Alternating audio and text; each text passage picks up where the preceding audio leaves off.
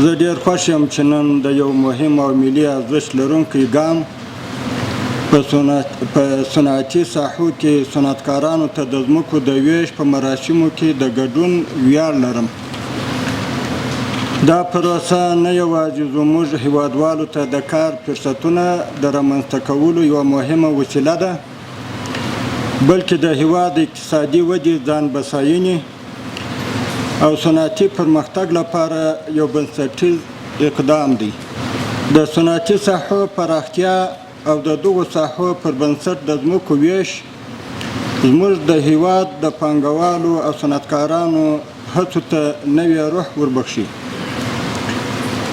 دا چاره نه یوازې له خصوصي سکتور څخه ملاتړ څرګندوي، بلکې د حکومت ژمنتیا هم ښیي چې غواړي د تولید، صادراتو او کورني بازار پیاوړتیا ته زمینه برابره کړي. موږ باور لرو چې د صنعت وده د یو هیواد اقتصادي خودکفایي، ټولنیز ثبات او د بیکارۍ د کچې د راټیټولو لپاره تر ټولو اغېزناکه طریقه ده. له همدې امله زموږ هدف دا دی چې د صنعتکارانو، پانګوالو او خصوصي سکتور لپاره داسې چاپیریال برابر کړو چې هغوی وکولای شي په ډاډ سره پانګونه وکړي، فابریکې جوړي او د هیواد د تولیدي ځواک برخه وګرځي. له ټولو محترمو صنعتکارانو، پانګوالو او د خصوصي سکتور له غړو څخه مننه کوم چې د هیواد د اقتصادي ودې لپاره نه ستړي کېدونکې هڅې کوي.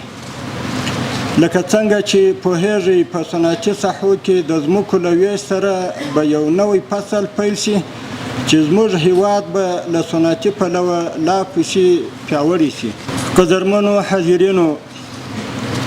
د صنعتي ساحو د تنظیم له لارې د هیواد د اقتصادي ودې او پرمختیا، د خصوصي سرمایه ګذارۍ د جلب او جذب او همدارز د صنعتي ساحو د مدیریت، ساتنې او مراقبت په موخه د افغانستان اسلامي امارت زعیم علی قدر امیر المؤمنین حفظه الله تعالی له لوري د صنعتي ساحو قانون توشیح شوی دی. دا قانون په صنعتي ساحو کې صنعتکارانو او پانګوالو ته د صنعتي فعالیتونو د ترسره کولو لپاره لازمي زمینې او اړوندې نورې اسانتیاوې مساعدوي، ترڅو له یوې خوا ګرانو هیوادوالو ته کاري فرصتونه پیدا شي او له بلې خوا د هیواد په اقتصادي وده او پراختیا کې د پام وړ لاسته راوړنې ولرو. د صنعتي ساحو جوړولو لپاره د ځمکو د ورکړې په اړه علی قدر امیر المؤمنین حفظه الله تعالی حکم کړی، ترڅو د نوي منظور شوي قانون، چاپیریال ساتنې او ښاري ماسټر پلان مطابق د کابل په 4 خواو کې 22,000 جریبه ځمکه، په ننګرهار، کندهار او بلخ ولایتونو کې 0,000 جریبه ځمکه،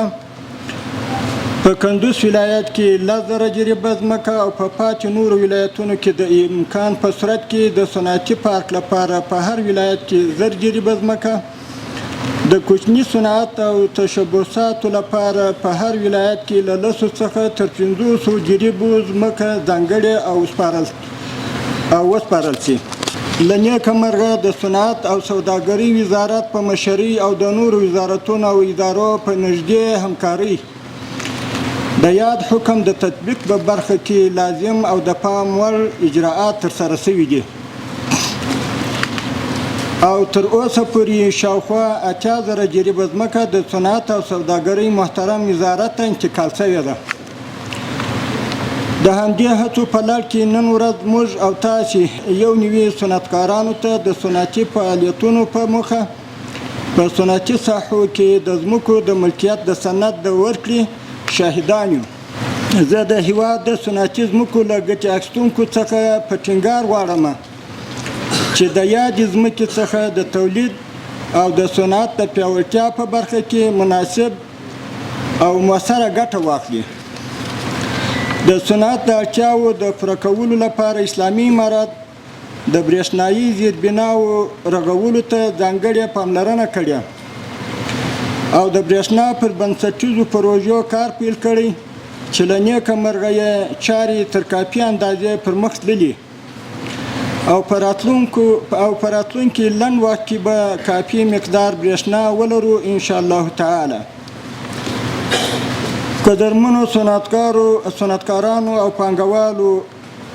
افغانستان د سرتاسري امنیت ترڅنګ ارزانه کاري قوه او کافي خام مواد لري. په داسې حال کې چې د اوسنۍ نړۍ هیوادونه د خامو موادو له ستر بحران سره مخ دي، خو زموږ او ستاسې هیواد د هر ډول پانګونې او صنعتي فعالیتونو لپاره ډېر مساعد هیواد ګڼل کیږي. په دې توګه یو ځل بیا د افغانستان اسلامي امارات په استازیتوب د خصوصي سکتور ټولو معززو استازو، درنو سوداګرو، زیارکښو صنعتکارانو او قدرمنو پانګوالو ته ډاډ ورکوم چې اسلامي امارت به همیشه ستاسو ترڅنګ ولاړ وي او د اړتیا پر مهال به هر ډول لازمه همکاري درسره کوي انشاءالله تعالی. اسلامي امارت د خصوصي سکتور د پیاوړتیا، اقتصادي ودې او ملي صنعت د پرمختګ لپاره پراخې اسانتیاوې او امتیازات په پام کې نیولي دي. موږ هڅه کړې چې د پانګوالو لپاره یو باوري، باثباته او خوندي چاپیریال برابر کړو څو هغوی وکولای شي په هیواد کې خپل فعالیتونه له خنډ پرته پر مخ یوسي. لکه تل مو چې یادونه کړې، تاسې او د هیواد په صنعتي سکتور کې نورو ټولو پانګوالو ته اسلامي امارت ډاډ او ژمنه درکوي چې د قیمت، کیفیت او کمیت د تامین په صورت کې به پر بهرنیو مشابه اموالو د خود کفایي په اندازه تعرفه لوړیږي.